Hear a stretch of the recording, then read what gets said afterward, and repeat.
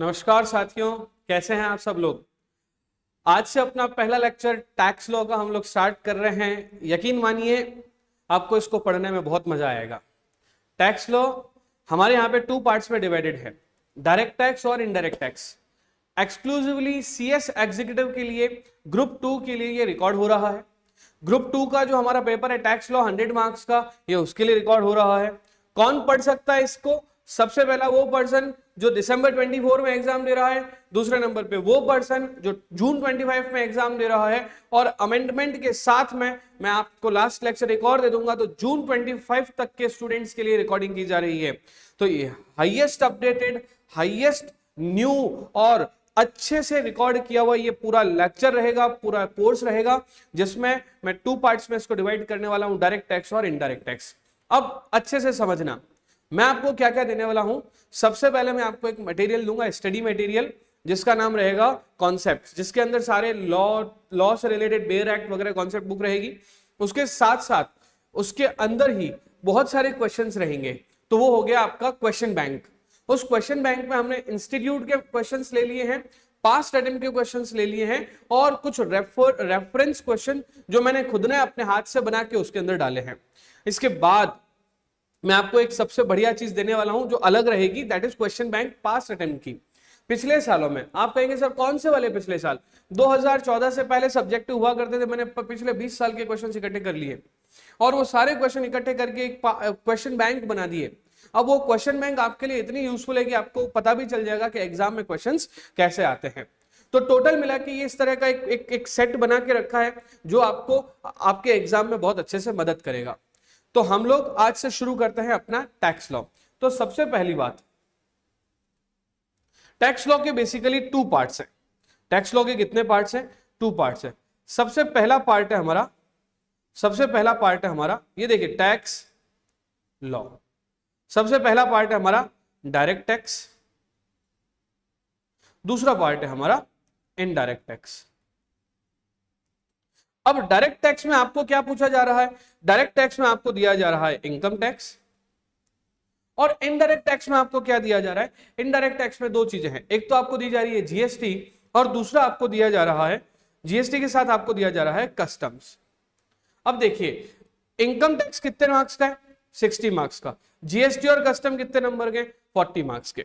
तो इस तरह से आपका पूरा पेपर पैटर्न रहेगा। पूरा का पूरा पेपर आपका ऑब्जेक्टिव नहीं रहेगा, इट वॉज हिस्ट्री। आपका पूरा पेपर सब्जेक्टिव रहेगा। इनकम टैक्स मैं आपको पढ़ाऊंगा नहीं, मैं आपको इनकम टैक्स जीवाऊंगा। आप मेरे साथ इनकम टैक्स को जियोगे, क्योंकि इनकम टैक्स एक ऐसा सब्जेक्ट है जिसको अगर हमने थियोरेटिकली पढ़ना शुरू कर दिया तो भी तकलीफ, प्रैक्टिकली पढ़ना शुरू कर दिया तो भी तकलीफ। तो हम क्या करेंगे, क्योंकि देखो ये एक ऐसा सब्जेक्ट है जो रियल लाइफ में है, एवर चेंजिंग सब्जेक्ट, हर साल नई नई बातें इसमें आती है। तो हम क्या करेंगे, उन बातों को समराइज करते हुए अपने पास्ट एक्सपीरियंस, अपनी प्रैक्टिस में जो मैं काम में लेता हूं वो एक्सपीरियंस को मैं इसमें डाल के, और वो सारे केसेस जो मेरी लाइफ में इनकम टैक्स में रियल लाइफ में हो रखे हैं उनको साथ साथ में लेकर, डिपार्टमेंट के रिव्यूज, डिपार्टमेंट के कमेंट्स वगैरह को साथ में लेकर हम लोग इनकम टैक्स को जीने की कोशिश करेंगे। ध्यान रखना, इनकम टैक्स मेरा दूसरा प्यार है, पहले प्यार की बात अपन बाद में करेंगे। मैं क्योंकि इनकम टैक्स मेरा सेकंड लव है, तो मैं आपको बताऊं कि इनकम टैक्स में हम इतना अच्छे से इन डेप्थ एनालिसिस करके पढ़ने वाले हैं कि आप सबको ट्रस्ट में मजा आ जाएगा। क्योंकि मैं इनकम टैक्स वैसे बिल्कुल नहीं पढ़ाने वाला हूं जो थियरी पढ़ाई उसका प्रैक्टिकल पढ़ाया, प्रैक्टिकल क्वेश्चन करा और बात खत्म ना।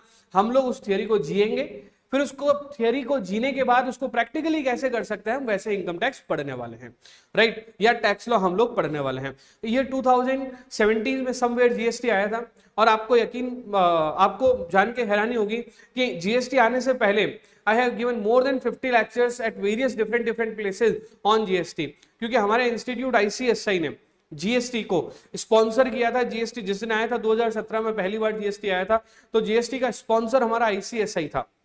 जिस दिन रात को 1 जुलाई 2017 की मिड आधी रात को जीएसटी रात को 12 बजे मोदी जी ने एक बहुत बड़ा सा घंटा लेके घंटा बजाया था जोरदार, और जीएसटी एप्लीकेबल हो गया था। और बस उसी रात से पहले मैं 50 से ज्यादा डिपार्टमेंटल और प्रोफेशनल्स को जीएसटी के लेक्चर देता रहा था, तो जीएसटी बहुत अच्छा लगना शुरू हो गया था तब से, क्योंकि जब कोई चीज आने वाली होती है, जब कोई चीज पैदा होती है, अगर हमने उससे पहले ही अगर उसके बारे में बातें करनी शुरू कर दिए तो डेफिनेटली मुझे और आपको, मुझे पढ़ने में और आपको, मुझे पढ़ाने में और आपको पढ़ने में इसको मजा आएगा, राइट। अब टैक्स लॉ में हम लोग कैसे क्या बात करने वाले हैं, तो सबसे पहले मैं आपको पूछता हूं कि what is meaning of tax, और ये लॉ में सब्जेक्ट पढ़ना ही क्यों पढ़ रहा है, हमें क्यों पढ़ाया जा रहा है टैक्स लॉ। तो टैक्स जो है basically income tax, right. Income tax का बेसिक मतलब होता है कि आप जो पैसा कमा रहे हैं, what ever your income is, उसका एक पार्ट आपको गवर्नमेंट को देना है। सर क्यों देना है गवर्नमेंट को? क्योंकि जब आप गवर्नमेंट को टैक्स का पैसा दोगे तो गवर्नमेंट उस पैसे को यूटिलाइज करके, गवर्नमेंट उस पैसे को यूज करके डिफरेंट प्लेसेस में लगाएगा। जैसे हाईवे बन रहा है, हाईवे की रोड एकदम मक्खन हुए जैसी है, क्यों भैया? क्योंकि आपके टैक्स के पैसों से वो रोड बन रखी है। आपके आसपास कोई गवर्नमेंट स्कूल है, गवर्नमेंट स्कूल में एजुकेशन फ्री चल रही है, क्यों भैया? क्योंकि गवर्नमेंट स्कूल में जो एजुकेशन फ्री चल रही है उसमें भी कहीं ना कहीं आपका ही पैसा लगा है, टैक्स का पैसा लगा है। मेडिकल फैसिलिटी लगभग पूरे भारत में मेडिकल फ्री है, गवर्नमेंट में, हाँ, प्राइवेट में तो हॉस्पिटल का पैसा नहीं, होटल का पैसा लगता है, तो गवर्नमेंट में फ्री है, तो पैसा कहां से आता है? डेफिनेटली वो पैसा भी हमारे टैक्स का पैसा है। Defence sector, infrastructure sector, railway sector, जहां जहां आपका पैसा लग रहा है वो टोटल अमाउंट जो है वो कौन सा है? आपके टैक्स के पैसों का है। तो मेरी बात सुनो, मैं कई बार बोलता भी हूं कि हम जब पैसा कमाते हैं तो अपनी कमाई का एक हिस्सा किसको देते हैं? माँ को, और ये देश हमारी माँ है, तो क्योंकि हम पैसा कमा रहे हैं तो भारत माता को अपने टैक्स का एक हिस्सा, अपनी माँ को, देश को, अपनी मातृभूमि को एक हिस्सा आपको टैक्स का देना पड़ेगा, दैट इज इनकम टैक्स। अब टैक्स जो है वो दो तरह का होता है, डायरेक्ट टैक्स और इनडायरेक्ट टैक्स। मैं इसमें बहुत ज्यादा नहीं जा रहा हूं, मैं सीधी सीधी डेफिनेशन बता रहा हूं कि डायरेक्ट टैक्स कौन सा होता है। डायरेक्ट टैक्स का पहले मैं बता देता हूं, टैक्स दो तरह के होते हैं। टैक्स दो तरह के होते हैं, पहला मैंने बताया डायरेक्ट टैक्स और दूसरा मैंने बताया indirect tax. Sir what is direct tax and what is indirect tax? Income का वो पार्ट, टैक्स का वो पार्ट जो आपने डायरेक्टली गवर्नमेंट को पे किया, that is direct tax. Tax का वो पार्ट जिसका बर्डन आप किसी और के ऊपर शिफ्ट नहीं कर सकते, वो डायरेक्ट टैक्स। टैक्स का वो हिस्सा जो आपको अपनी इनकम में से, अपनी जेब में से खुद ही निकाल के देना है, वो डायरेक्ट टैक्स। सर डेफिनेशन बता दो, मजा आ जाएगा। तो सुनो मेरी बात, जब भी कभी आप गवर्नमेंट को नहीं, कोई भी ऐसा टैक्स जिसमें टैक्स पे करने की जिम्मेदारी भी आपकी है और लाइबिलिटी भी आपकी है, तो मैंने दो वर्ड बोले, पहला क्या बोला? लाइबिलिटी। पहला क्या बोला? लाइबिलिटी भी आपकी है, दूसरा क्या बोला? बर्डन भी आपका है। तो जब लाइबिलिटी टू पे, रिपीट कर रहा हूं मैं, जब लाइबिलिटी टू पे और बर्डन टू पे ये दोनों ही अगर सेम पर्सन के हैं, ये दोनों ही अगर सेम पर्सन के हैं, तो such kind of tax is known as direct tax. जैसे आपने मुझे फीस दी, ये मेरे को आपने जैसे ही फीस दी, जैसे ही फीस का हिस्सा मेरे पास पहुंचा, इस फीस में से मैं पहले सारे अपने खर्चे दे दूंगा। 10 रुपए फोटो एडिटिंग करने वाले को, 10 रुपए रिकॉर्डिंग करने वाले को, 10 रुपए सेल करने वाले को, 10 रुपए, इस तरह से मैंने 40 रुपए अपना खर्चा निकाल दिया। अब इसमें से 60 रुपीज मेरी कमाई है। अब ये जो 60 रुपीज मेरी कमाई, this is my net income, this is my whole income. अब इस इनकम पे मुझे खुद को ही अपने ही जेब में से पैसे निकाल के गवर्नमेंट को देने हैं। तो मुझे बताओ, गवर्नमेंट को पे करने की लायबिलिटी किसकी? मेरी, और बर्डन भी किस पे आ रहा है? मेरा।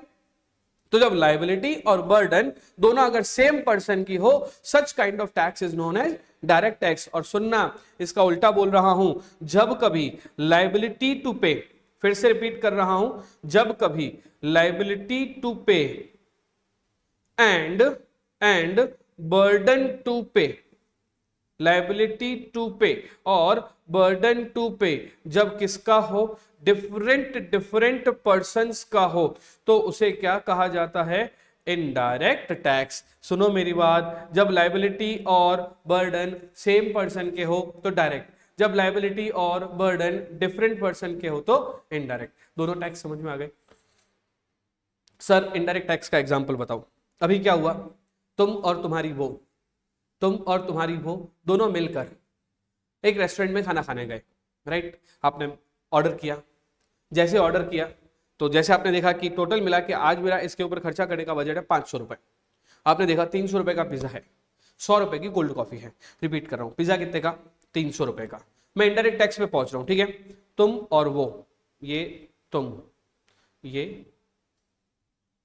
तुम, काले काले तुम, ठीक है, और ये वो, तुम दोनों गए कहां पे, रेस्टोरेंट में, कहां गए, रेस्टोरेंट में, कितना बजट सोच के गए, 500 रुपए का, कितना रुपए सोच के गए, 500 रुपए का, 500 में से तुमने ऑर्डर क्या किया, सबसे पहले तुमने ऑर्डर किया पिज्जा, पिज्जा आया 300 का, फिर तुमने 2 शेक ऑर्डर किए, एक तुम्हारा एक उनका, 100 रुपए का एक शेक, 2 शेक मिला के कितने आ गए, 200, टोटल खर्चा कितना हो गया, 500।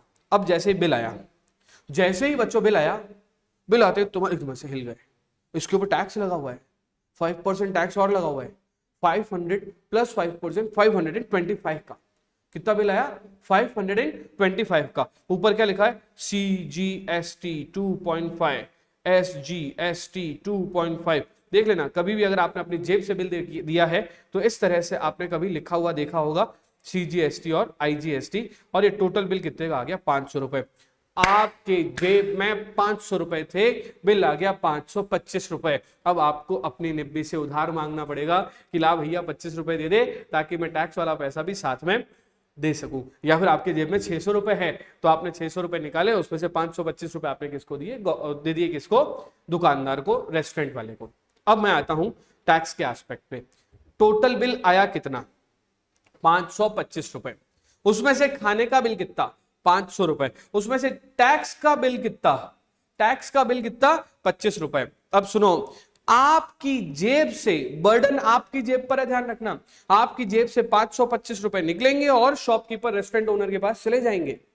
रेस्टोरेंट ओनर के पास टोटल मिला के अमाउंट कितना आया, 525। रेस्टोरेंट ओनर के पास कितना अमाउंट आया, 525। अब सुनो मेरी बात, आपने 525 रुपए दिए रेस्टोरेंट ओनर को, उसमें से टैक्स का पैसे का बर्डन आपके ऊपर है। रेस्टोरेंट वाला क्या करेगा, रेस्टोरेंट वाला क्या करेगा, ये जो 500 और 25 रुपए है, सुनो मेरी बात, ये 500 और ये 25 रुपए दो अलग अलग, ये 500 रुपए तो डाल देगा वो अपनी जेब में, और इसमें से 25 रुपए वो जो है वो निकालेगा और वो गवर्नमेंट को जाके देगा, ले गवर्नमेंट ये 25 रुपए पकड़ो। एक मिनट रुको, गवर्नमेंट को देने की जिम्मेदारी किसकी, रिपीट करो, गवर्नमेंट को देने की जिम्मेदारी, मैं तुमसे पूछ रहा हूं, रिपीट करो, गवर्नमेंट को देने की जिम्मेदारी दुकानदार की है, दुकानदार की है। किसकी जेब से निकला है, तुम्हारी जेब से निकला है, तुम और वो साथ में गए थे तो तुम्हारी जेब से निकलना ही था, तो निकलना यानी कि बर्डन है तुम्हारा, बर्डन है तुम्हारा, गवर्नमेंट को पे किया दुकानदार ने। तो मुझे बताओ, बर्डन टू पे योर्स, तुम्हारा, लाइबिलिटी टू पे दिस इज ऑफ शॉपकीपर या रेस्टोरेंट वाले की। मुझे बताओ दोनों सेम हो कि अलग अलग हो, क्योंकि दोनों अलग अलग हो इसलिए indirect tax. When burden to pay and liability to pay is of different person, such kind of tax is known as indirect tax, that is why GST is also indirect tax. तो दो तरह के tax आपको बताएं, direct tax और indirect tax. Direct tax 60 marks का, indirect tax 40 marks का। Indirect tax में जीएसटी भी रहेगा और कस्टम भी रहेगा। टोटल मिला के जो पेपर रहेगा वो कितने मार्क्स का रहेगा, 100 मार्क्स का। कैसा पेपर आएगा, सब्जेक्टिव पेपर आएगा, ऑब्जेक्टिव बिल्कुल भी नहीं आएगा। सर हम कहां से शुरू कर रहे हैं, हम अपनी बातों को शुरू कर रहे हैं डायरेक्ट टैक्स से, पढ़ाई करना शुरू कर रहे हैं। एक बार सब लोग 10 सेकंड के लिए अपने अपने सुपर पावर को याद कीजिए। आप किसी में विश्वास करते होंगे, किसी न किसी में आप विश्वास करते होंगे, अपने सुपर पावर को याद कीजिए और 10 सेकंड के लिए उनको अपने पास बुला के उनको कहिए कि हे मेरे परमात्मा, हे मेरे भगवान, मैं पढ़ाई करना शुरू कर रहा हूं, मैं टैक्स की पढ़ाई करना शुरू कर रहा हूं, मुझे आशीर्वाद दो, मुझे ऐसा आशीर्वाद दो कि जो मैं पढ़ रहा हूं मुझे समझ में आए, मुझे ऐसा आशीर्वाद दो कि जो मैं पढ़ के और मैं समझ चुका हूं वो एग्जाम में आए, और मैं जो पढ़ चुका हूं और जो समझ चुका हूं जो एग्जाम में आने वाला है वो मैं पूरा लिख पाऊं। और मुझे ऐसा आशीर्वाद दो कि जो मेरी कॉपी चेक कर रहा है, जो मैंने जितना अच्छा समझा है, जितना अच्छा लिखा है, उससे भी अच्छे उसमें मार्क्स दे। और अगर आप ऐसा करते हो तो मैं आपका आभारी रहूंगा। ऐसा करके आप अपने खुदा, अपने परमात्मा, अपने भगवान से मांगो और अपनी पढ़ाई को शुरू करते हैं डायरेक्ट टैक्स की। डायरेक्ट टैक्स जो कि 60 मार्क्स का है, उसमें सबसे बढ़िया जो पार्ट है वो है इनकम टैक्स। और साहब income tax is one and only example nowadays of direct tax. Income tax के अलावा अभी कोई बचा ही नहीं है। सिर्फ और सिर्फ कौन सा टैक्स बचा है? इनकम टैक्स अकेला एक एग्जांपल बचा है डायरेक्ट टैक्स का। पहले होता था वेल्थ टैक्स करके एक टैक्स होता था, अब वेल्थ टैक्स वगैरह भी खत्म हो गया और बचा है लास्ट कौन? Income tax. अब इनकम टैक्स को समझाने के लिए मैं आपको लेके चलता हूं, थोड़ा सा इसको छोटा लिख देते हैं ताकि इसी ही चार्ट पे मैंने लिखा इनकम टैक्स। देखा जाए तो दो अलग अलग इसमें वर्ड्स हैं। पहला वर्ड है इनकम एंड दूसरा वर्ड है टैक्स। तो पहले आपको समझना होगा कि टैक्स लगेगा किस पे? साहब इनकम पे लगेगा और पर्सन पे लगेगा। कौन से वाले पर्सन पे लगेगा? जैसे सुबह सुबह आपकी गली में एक जोर से ठेले वाला आता है, सब्जी वाला आता है, वेजिटेबल बेचने वाला जोर से चिल्लाता है सब्जी ले लो, सब्जी ले लो। मैं आपसे पूछता हूं कि क्या उस सब्जी वाले की इनकम पे टैक्स लगना चाहिए? यस और नो? चलो ठीक है, आगे बढ़ते हैं।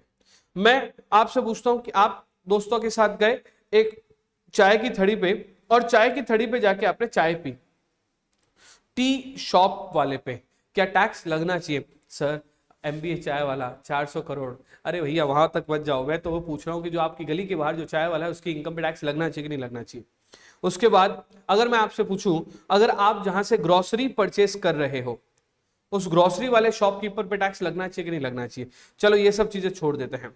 अगर इनमें से कोई भी पर्सन, चाहे वो चाय वाला हो, चाहे सब्जी वाला हो, चाहे ग्रोसरी वाला हो, वो इंडिया का नहीं है, वो फॉरेन से इंडिया आया है, इंडिया में बिजनेस करके और पैसा कमा रहा है, उसकी इनकम पे टैक्स लगना चाहिए। तो मैंने एक और वर्ड आपसे पूछा है, एक फॉरेनर है और एक फॉरेनर है, वो इंडिया में आ रहा है, वो सब्जी बेच रहा है, वो चाय बेच रहा है, वो ग्रोसरी बेच रहा है, क्या उसकी इनकम पे टैक्स लगना चाहिए कि नहीं लगना चाहिए? चलो ठीक है, एक और बात पूछता हूं।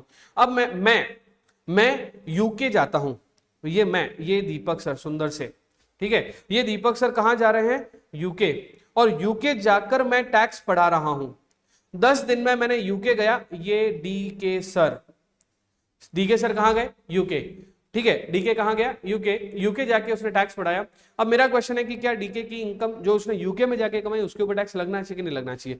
इन सब बातों को मैं एक ब्लॉक में बंद कर देता हूं। अभी मैंने इस ब्लॉक को कर दिया क्लोज। इन सब बातों का जवाब मैं आपको आता हूं देने के लिए। आपको लेक्चर पूरा सुनना पड़ेगा, तब आपको अच्छे समझ में आएगा, है ना। धीरे धीरे हम आगे बढ़ रहे हैं, ये हल्का नशा है।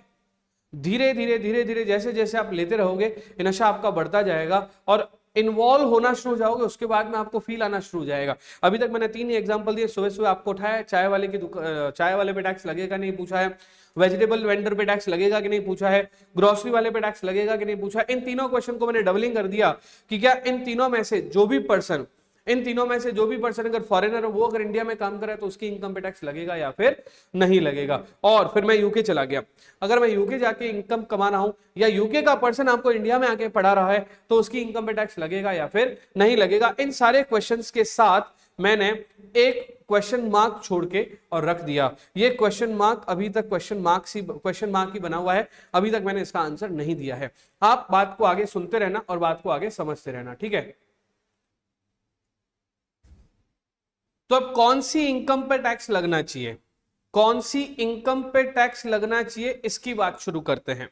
तो समझो मेरी बात, इनकम कौन सी इनकम पे इंडिया पे टैक्स लगता है, आप लोग एक बार सोचो। पहले छोड़ो इस बात को, मुझे तो ये बता दो कि इनकम होती कौन कौन सी, इनकम कमाने के तरीके कौन कौन से हैं। साहब जैसे मैंने बोला सर इनकम कमाने के तरीके कौन कौन से, सबसे पहले दिमाग में एक बात आती है, सर इनकम हम कमा सकते हैं बिजनेस करके। और भी अगर आपके दिमाग में कोई तरीका आ रहा हो इनकम कमाने का तो मुझे बताओ। सबसे पहले एक जने ने बोला कि सर इनकम कमा सकते हैं हम बिजनेस करके, उसके अलावा सर हम इनकम कमा सकते हैं जॉब करके। अब देखो मैंने आपसे पूछा इनकम कमाने के तरीके बताओ, आपके दिमाग में कुछ आ ही नहीं रहे।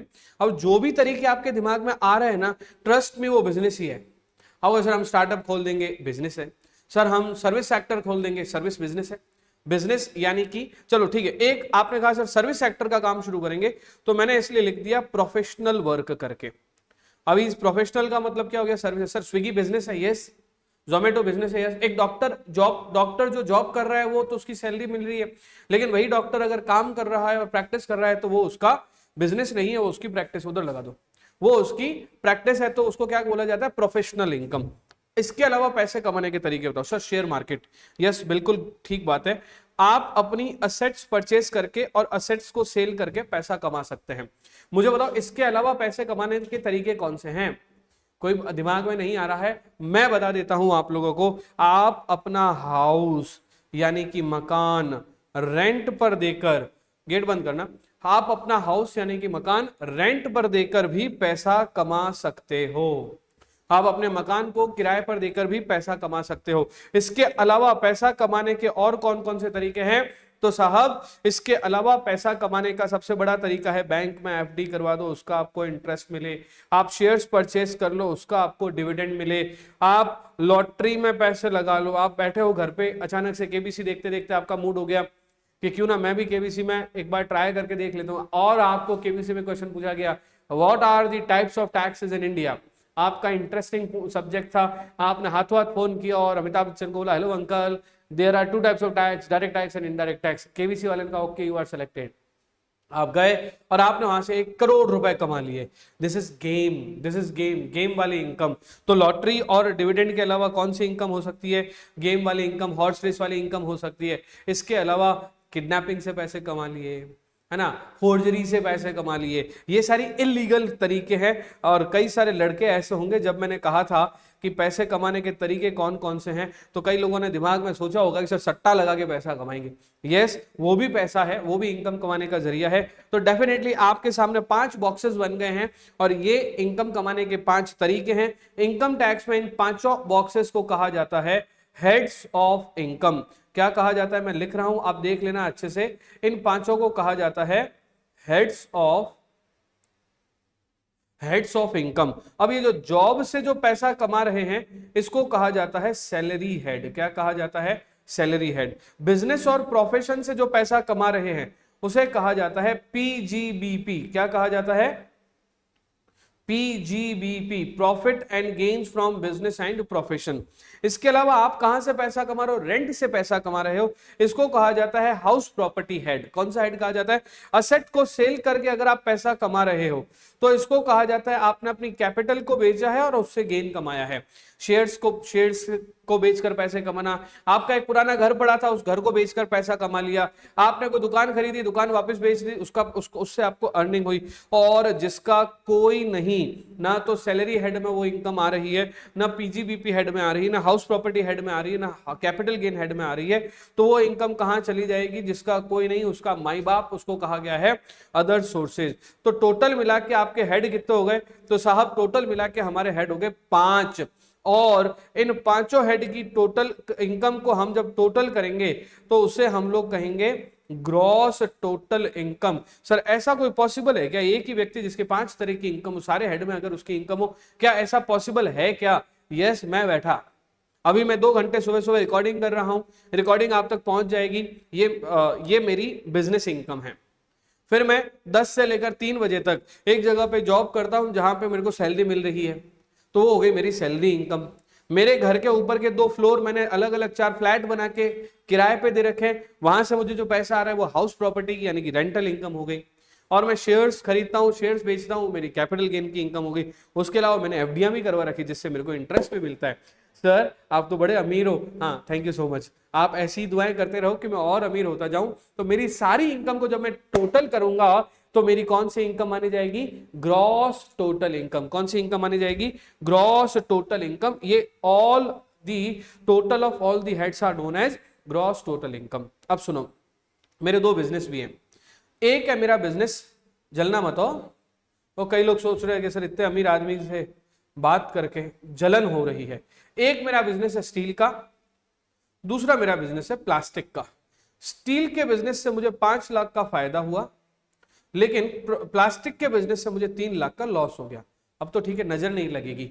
मान लीजिए स्टील के बिजनेस से 5 लाख का प्रॉफिट हुआ, प्लास्टिक के बिजनेस से मुझे 3 लाख का लॉस हुआ। अल्टीमेटली मेरे पास आए कितने, 5 - 3 यानी कि बचे कितने, 2 लाख रुपए। मेरे पास बचे कितने, 2 लाख रुपए। ये जो 2 लाख रुपए की जो मेरी इनकम है ना, ये मैंने क्या किया, प्लास्टिक के लॉस को, फिर से समझना, प्लास्टिक के लॉस को मैंने स्टील के प्रॉफिट से सेट ऑफ कर दिया। फिर से बोल रहा हूं, प्लास्टिक के लॉस को स्टील के प्रॉफिट से मैंने सेट ऑफ कर दिया। इस बात को उठाओ और साइड में रख लो, और एक और नई बात करता हूं, ठीक है, एक और नई बात करता हूं, रुक जाओ, होल्ड पे रहो, अभी धीरे धीरे पता चलेगा हो क्या रहा है। मान लीजिए कि मेरा एक छोटा बच्चा है, ठीक है, मानो कितने साल का, 2 साल का, और क्योंकि मेरा है तो इंटेलिजेंट होगा, है ना, मान लो ऐसा, जलना नहीं है। तो क्या हुआ, वो जो मेरा छोटा बच्चा है वो तबला बजाना सीख गया 2 साल की उम्र में।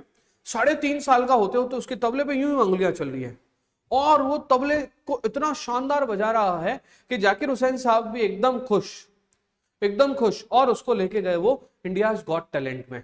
अभी क्या हुआ, इंडियाज गॉट टैलेंट में जब वो तबला बजाना शुरू किया, तबला बजाते बजाते वो टॉप आ गया, और इतना टॉप आ गया कि वो तबले में बन गया हाईएस्ट वाला 5 करोड़। और 5 करोड़ रुपए जीतकर मुझे फोन आता है कि भाई साहब आपका बच्चा 5 करोड़ जीत गया। अरे मैंने कहा थैंक यू सो मच। है किसका? अभी क्या हुआ, हम लोग वहां से अपने होम टाउन जैसलमेर आए, तबला वगैरह सब उसके साथ में, 5 करोड़ का चेक उसके साथ में। जैसे ही जैसलमेर में हम लोग लैंड होंगे भैया, ट्रेन में थोड़ी आएंगे, फ्लाइट में आएंगे ना, चार्टर फ्लाइट में भी आ सकते हैं। हम जैसे लैंड हुए तो सामने हमने देखा इनकम टैक्स डिपार्टमेंट खड़ा था। बोले कि हे दीपक जी कैसे हो। सबसे पहले तो जो स्टार बना है छोटा बच्चा, उसके साथ आके सेल्फियां खिंचा रहे। सेल्फी खिंचाने के बाद में वो बोल रहे कि दीपक सर टैक्स ले आओ। मैंने कहा सर CA-CET में मैं पढ़ा चुका हूँ, और मैंने पढ़ाया है कि 18 साल से छोटा बच्चा सेक्शन 11 इंडियन कॉन्ट्रैक्ट एक्ट के तहत उसके ऊपर कोई तरह की लाइबिलिटी एप्लीकेबल नहीं होगी। और ये बेचारा 3.5 साल का है, चेक इसका है, तो इसके ऊपर आप कैसे टैक्स ले सकते हो। तो उन्होंने बोला साहब आपने अभी तक फाउंडेशन पढ़ा है, CA-CET पढ़ा है, एग्जीक्यूटिव में आ जाओ, आपको पता चलेगा कि अगर ये छोटा बच्चा है जिसकी उम्र 18 साल से कम है, तो उसकी इनकम उसके पापा की इनकम में ऐड हो जाती है। समझ रहे हो, किसी और की इनकम, क्या बोल रहा है, अदर पर्सन की इनकम इंडिविजुअल की इनकम में क्लब हो जाती है। अरे मैंने कहा क्लब कैसे होगी भाई साहब? तो बोले कि जो अदर पर्सन की इनकम है उसमें हो जाएगी इंडिविजुअल की इनकम क्लब। अब साथ में होकर आपकी इनकम बढ़ जाएगी। जैसे आप अगर 2 लाख रुपए साल के कमा रहे हो, 2 करोड़ रुपए साल के कमा रहे हो, 5 करोड़ आपके बच्चे ने कमाए, तो आपकी इनकम अब 5 + 2 7 करोड़ हो गई। अब 7 करोड़ रुपए टैक्स लाओ। अरे मैंने कहा कैसी प्रॉब्लम क्रिएट कर ली कि किसी और की इनकम भी मेरी इनकम में ऐड हो रही है, तो उसको कहा क्लबिंग। क्या बोला उसको? क्लबिंग। इस बात को उठाओ साइड पे रख लो, ठीक है। अब ग्रॉस टोटल इनकम में सेट ऑफ कैरी फॉरवर्ड और क्लबिंग वाले सारी चीजों को ऐड करके आपकी जो इनकम आई है, उस इनकम को अभी भी हम किस नाम से जानेंगे? मैं पिंक कलर में लिख लेता हूं, ठीक है, मैं पिंक कलर में लिख लेता हूं। उस इनकम को किस नाम से जानेंगे? ग्रॉस टोटल इनकम के नाम से। अभी हुआ क्या कि जब वो लास्ट फाइनल राउंड में था, तो मैं तो लेक्चर रिकॉर्ड कर रहा था, बच्चा मेरा तबला बजा रहा था। मुझे पता था या तो जीतेगा या तो नहीं जीतेगा तो भी स्टार तो बन चुका है। मैं मेरे रिकॉर्डिंग करके पैसा कमाता हूं, वो तबला बजा के पैसा कमाता है, मैं मेरी रिकॉर्डिंग कर रहा था। लेकिन मेरी वाइफ उधर बैठी चुपचाप से उसने हाथ जोड़े और श्रीनाथ जी को बोला कि हे श्रीनाथ जी कृष्ण भगवान का मंदिर है, वहां पे हाथ जुड़ा के हे श्रीनाथ जी, हे सावरिया सेठ, अगर मेरा बच्चा ये फाइनल राउंड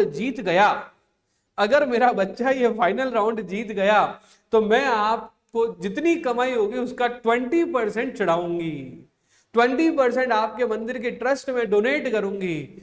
और यार, और यही वजह थी कि वो जीता है। अभी क्या हुआ 5 करोड़ आए थे, उस 5 करोड़ और 2 करोड़ मेरे, 7 करोड़ मेरे बन गए थे। लेकिन अब वो 1 करोड़ खुद के पास रखना पड़ेगा कि डोनेट करना पड़ेगा? मंदिर में बोला हुआ भैया पाप लग जाएगा, डोनेट तो करना पड़ेगा। हम लोग तीनों जने, मैं, मेरा बच्चा और मेरी वाइफ, हम लोग गए और मंदिर में जाके अपने 1 करोड़ रुपए का डोनेशन करके आ गए वाया चेक। रुको, मेरी टोटल इनकम थी कितनी? जलना मत, मेरी टोटल इनकम थी कितनी? 7 करोड़। लिख लिया मैंने 7 करोड़। उसमें से डोनेट कितना किया? तो जो डोनेट किया वो हो जाएगा डिडक्ट। कितना डोनेट कर दिया? 1 CR। बचा कितना? 6 CR। This income is known as my net income. मैं इसे टोटल इनकम भी बोलूंगा, नेट इनकम भी बोलूंगा, बट इसको अपन लोग टोटल इनकम के नाम से डिनोट करेंगे। और अब इस नेट इनकम के ऊपर लगेगा टैक्स, और वो जो टैक्स लगेगा वो भी जो टैक्स रेट एप्लीकेबल होगा उससे टैक्स लगेगा, और ये जो टैक्स है इसी को हम लोग बोलेंगे टैक्स लाइबिलिटी। इसी को हम लोग क्या बोलेंगे? Tax liability, tax liability. सुनो मेरी बात, हमने इनकम टैक्स को सीख लिया है पूरा। हमने क्या किया, सबसे पहले एक क्वेश्चन रेज किया कि किसकी इनकम पे टैक्स लगेगा, ये चैप्टर नंबर 1, ये चैप्टर नंबर 1 रहेगा कि किसकी इनकम पे टैक्स लगेगा। ये हमारा चैप्टर नंबर कौन सा रहेगा? सॉरी, ये किसकी इनकम पे टैक्स लगेगा, वो हो गया हमारा 1, उसके चैप्टर नंबर 1। अब उसके बाद 5 हेड है, तो ये हमारे हो गए chapter number 2, chapter number 3, chapter number 4, chapter number 5, chapter number 6। इसके बाद सुनो, हम इसकी टोटल कर रहे हैं, टोटल करना है इस चैप्टर नंबर 7। इसके बाद में सुनो, हम सेट ऑफ कर रहे हैं किसी और का लॉस, किसी और हेड का लॉस, किसी और हेड के प्रॉफिट से सेट ऑफ हो रहा है, दैट इज चैप्टर नंबर 8। उसके बाद क्या हुआ, उसके बाद हमने सीखा कि किसी और पर्सन की इनकम किसी और पर्सन की इनकम के साथ, किसी और पर्सन की इनकम किसी और पर्सन के साथ क्लब हो रही है, दैट इज चैप्टर नंबर 9। और हमारी जो नेट इनकम से हमने जो टैक्स निकाला है, तो रुको डिडक्ट किया, सिन्हा जी को पैसे दिए, डिडक्शन। ये जो डिडक्शन है ना, ये डिडक्शन खुद एक अपने आप में नया चैप्टर है, और ये हो जाएगा हमारा चैप्टर नंबर 10। और सुनो, उसके बाद में जब हम टैक्स निकालेंगे, टैक्स लाइबिलिटी, ये हो जाएगा हमारा चैप्टर नंबर 11। और सुनो, जब ये सारे चैप्टर कंप्लीट हो जाएंगे ना, तो उसके बाद हम चैप्टर नंबर 12 पढ़ेंगे टीडीएस नाम से, और इन सब का एक प्रोसीजर होगा जिसे हम लोग कहेंगे असेसमेंट प्रोसीजर, और वो होगा हमारा चैप्टर नंबर 12 एंड 13। इस तरह से डिफरेंट टाइप के चैप्टर्स को हम लोग समराइज करके एक सीरीज में पढ़ने वाले हैं, जिसका नाम रहेगा इनकम टैक्स, और ये इनकम टैक्स रहेगा 60 मार्क्स का। बताओ कैसा लगा? अच्छा लगा हो तो बजा दो 2 बार ताली। और हम लोग स्टार्ट करते हैं अगले वीडियो में, नेक्स्ट वीडियो में अपना फर्स्ट पार्ट, जिसका नाम रहेगा income tax chapter number part number 1, chapter number 1। Thank you so much, जुड़े रहिए। नेक्स्ट वीडियो को देखेंगे तो आपको अगला चैप्टर की शुरुआत मैं आपको करवाऊंगा नेक्स्ट वीडियो में। Thank you.